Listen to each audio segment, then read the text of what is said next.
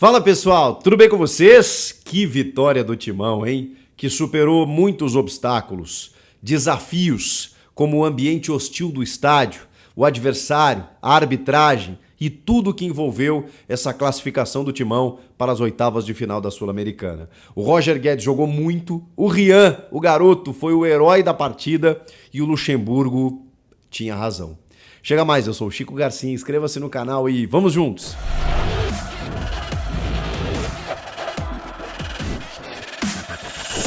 Pessoal, aquela dica, você precisa baixar o OneFootball, é de graça, não custa nada e você terá na palma da sua mão o melhor aplicativo de futebol que existe.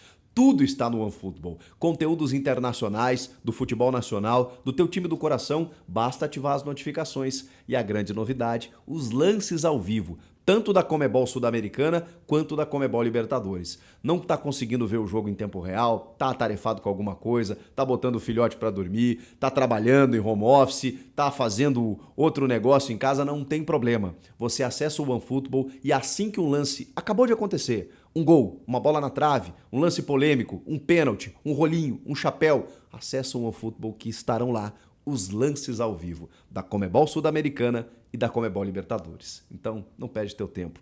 Esse e outros tantos benefícios como o mercado de transferências, Copa do Mundo Feminina, tudo que você quiser, tudo que você imaginar está no OneFootball. O link está aqui na descrição, no comentário fixado. Você baixa gratuitamente, viu? É de graça e serve para qualquer celular. Daqueles jogos que marcam uma trajetória, marcam uma jornada e talvez até uma temporada. Não sei o que será do Corinthians daqui para frente, seja em qualquer for a competição, seja na Copa do Brasil, no Brasileiro ou na Sul-Americana. Mas é fato que uma das grandes notícias do ano no Corinthians, depois de muita coisa que aconteceu no primeiro semestre, trata-se desse aproveitamento dos jovens sob comando de Vanderlei Luxemburgo. A gente pode criticar o Luxemburgo por várias situações. Eu mesmo discordo de muitas escolhas, de muitas declarações que ele dá nas entrevistas, de muitas situações que eu não concordo. Mas uma coisa eu preciso reconhecer. O Luxemburgo foi contratado para fazer uma cirurgia no elenco alvinegro. E ele está promovendo isso. E que olhar para jogador da base. Historicamente, o Luxemburgo sempre teve esse trato com jovens, sempre fez essa mescla, sempre deu muita moral para garotos em categoria de base, botando para jogar no time principal, dando responsabilidade para os garotos. E eles estão, alguns, aproveitando muito bem essa chance. E olha, a gente pode elencar vários jogadores que estão sendo formados, forjados no Corinthians esse ano, que talvez até apareçam, brilhem, despontem no ano que vem. Mas nesse ano aqui, a gente já consegue ver benefícios. E aí a gente pode citar o Moscardo, que é titular e nem jogou esse jogo. A gente pode citar o Pedro, que já foi vendido para o Zenit, que também tem alguns jogadores que já estavam sendo utilizados, né? Mas se tornaram mais efetivos nessa profusão de jovens que o Luxemburgo estabeleceu. Caetano na zaga, Murilo também, Matheus Bidu, que é jovem também, mas chegou como reforço. Aí você tem o Wesley, você tem o Pedro, que eu já citei, você tem o Guilherme Biro, você tem o Felipe Augusto e você tem o Rian, que entrou hoje e decidiu o jogo.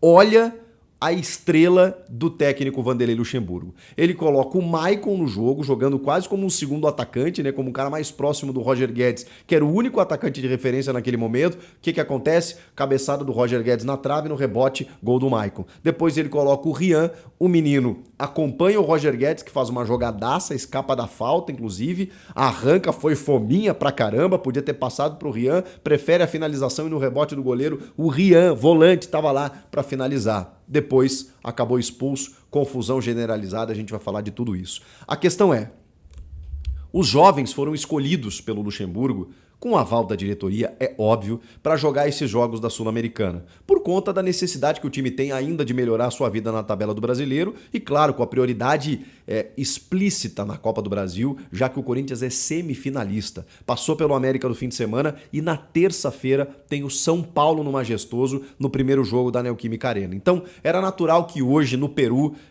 o Luxemburgo mantivesse, né, aquela ideia dos jovens, como fora no primeiro jogo, quando o Corinthians venceu por 1-0.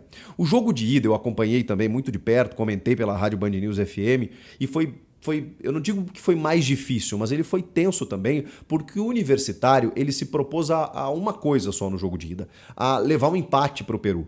Ele queria apatifar o jogo. E eles bateram, eles se aproveitaram da complacência da arbitragem, que aliás a arbitragem sul-americana, como sempre, terrível, péssima, né? Permissiva, e os brasileiros sofrem demais, porque os caras bateram, os caras tiraram o Pedro do jogo no primeiro tempo, os caras ganharam tempo, os caras fizeram cera, os caras faziam falta, tava difícil, e aí, claro, o Corinthians deixou o Renato Augusto no banco, colocou ele no segundo tempo e ele resolveu o jogo. Fez uma jogada maravilhosa e o Felipe Augusto também tem o mérito de ter feito um golaço. O Corinthians foi com a vantagem para o Peru. E foi com a vantagem de que forma? Com um ambiente que se preparava e se projetava já ser hostil. Por conta do preparador físico do Universitário, preso no Brasil, detido por conta de injúria racial cometida contra torcedores do Corinthians, atos racistas que ele cometeu, imitando macaco para torcedores do Corinthians. Ele foi preso.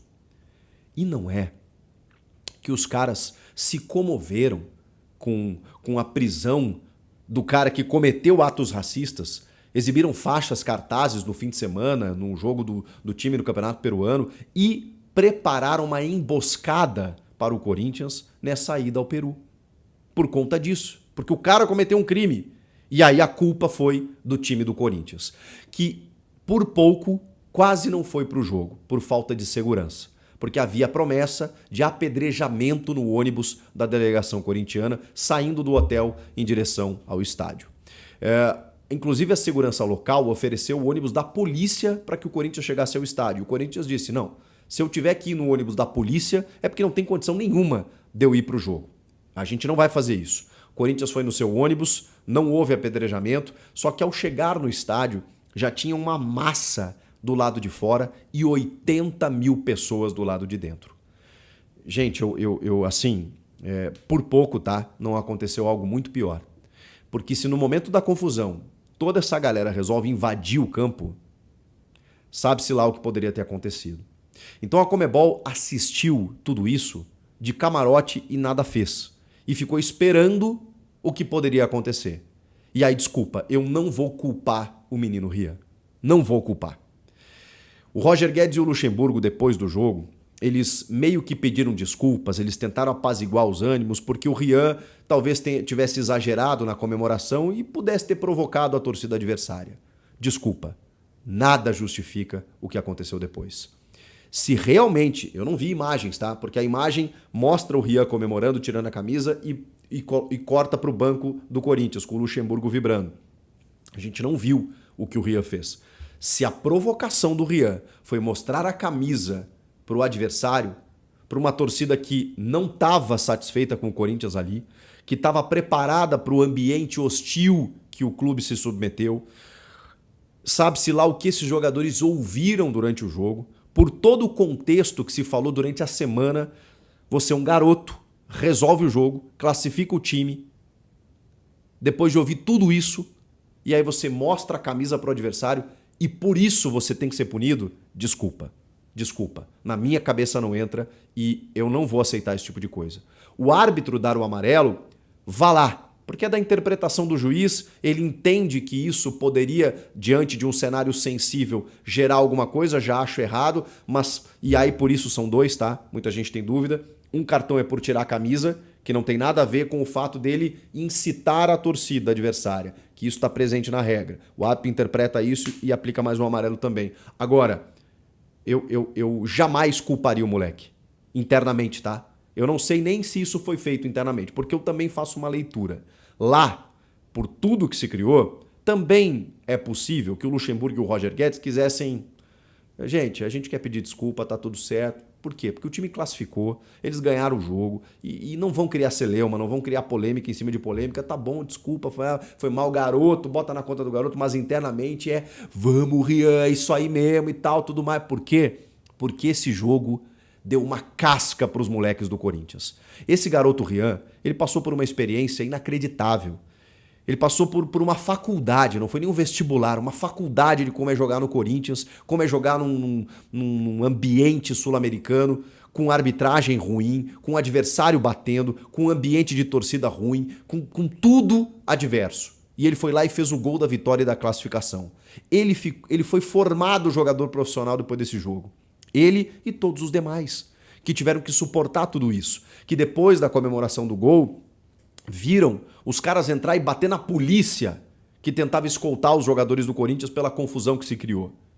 E aí eu falo, se naquele momento os 80 mil invadissem o campo, sabe-se lá o que poderia acontecer. E mais inadmissível ainda foi o árbitro querer continuar o jogo. A gente estava nos acréscimos, o jogo finalizado, a confusão generalizada, tudo que se falava do jogo, o cara quis porque quis permitir que os jogadores voltassem para o campo sem nenhuma condição para aplicar cartões vermelhos a esmo. Ele deu 5 cartões, um para o Guzmán que estava no banco, 2 para os jogadores do Universitário, deu para o Rian e deu para o Matheus Araújo, que fez uma cara de pastel lá do tipo, o que eu fiz? E a gente não viu realmente o Matheus Araújo fazer qualquer coisa do tipo, vou escolher 2 para cada lado aqui para acalmar os ânimos e tal. Fraco. Vilmar Roldan, fraco. Mas assim, para não usar outro termo, porque, porra, cara, um árbitro desse tamanho, que tá acostumado, já apitou final de Libertadores, já foi árbitro de Copa do Mundo, ele foi assim um banana, um pipoca no jogo. Já tava errando pra caramba. E ali naquele momento, ele tinha que matar no peito. Ó, vou encerrar o jogo, protejam os caras aqui e tal, escoltem eles até o vestiário, até a saída do estádio, acabou, não tem mais condição. Não, vou continuar o jogo. Ridículo Vilmar Roldan. Mas, de novo, tudo isso fez com que esse time do Corinthians ganhasse casca. Com que esses jogadores, esses moleques ganhassem casca. A ponto de, se o Corinthians tiver e vai estar nas fases da Copa do Brasil, com os jogos entre o dia 25 de julho, que é terça-feira que vem, e 16 de agosto, o Corinthians vai jogar contra o News Old Boys nas oitavas entre os dias 2 e 9 de agosto. Então é possível, eu diria até provável, que o Luxemburgo coloque esse time, mas aí sem o Roger Guedes, inclusive, com os moleques, com um time mais alternativo, e eles estão prontos para encarar o News Old Boys, inclusive na Argentina. Eles estão prontos para outros desafios. E aí avançando, Corinthians avançando ou não na Copa do Brasil, provavelmente o clube vai definir se vai com esse time, se coloca titulares, tem que ver o adversário também, não sei. A Sul-Americana é uma questão que o Corinthians está vendo rodada a rodada, fase a fase, e tá certo, porque daqui a pouco tem uma chance de título, daqui a pouco você tem uma chance de título na Copa do Brasil, e é lá que você tem que priorizar, é dessa forma que o Corinthians vai proceder. Então, assim, foi um teste de fogo. Foi um teste de fogo para essa garotada, para chancelar o trabalho que está sendo feito pelo Vanderlei Luxemburgo ao promover esses jovens ao time principal. E dali, com essa maturidade, com essa personalidade que muitos adquirem, você consegue utilizá-los no time de cima. O segundo tempo, depois do Universitário, digamos assim, ter atacado mais, no segundo tempo atacou mais ainda, mas cedeu espaços. O Corinthians montou uma estratégia com uma linha de 5 defensiva, com 3 zagueiros, e aí eu achei interessante o que o Luxemburgo fez, porque ele bota o Rafael Ramos, depois o Léo Maná, que entrou bem, o Matheus Bidu da esquerda, que fez um baita jogo, com os 3 zagueiros, Bruno Mendes, Caetano e Murilo, que também os 3 jogaram muita bola, todas as bolas alçadas eles praticamente todas salvavam, Bruno Mendes jogando demais pelo lado direito, Murilo pela esquerda, o Caetano de líbero ali, cara, que trio defensivo, de jovens e muito bons. Ele abre o meio-campo com o Juliano, que fez um ótimo jogo também. Ótimo jogo de contenção de bola, de circulação, de começar as jogadas e tudo mais. E aí, a partir dali, ele botou o Matheus Araújo, né? Foi o escolhido para ser digamos, a frente dele, juntamente do Adson, que até fez um jogo mais ou menos, com o Roger Guedes e o Felipe Augusto.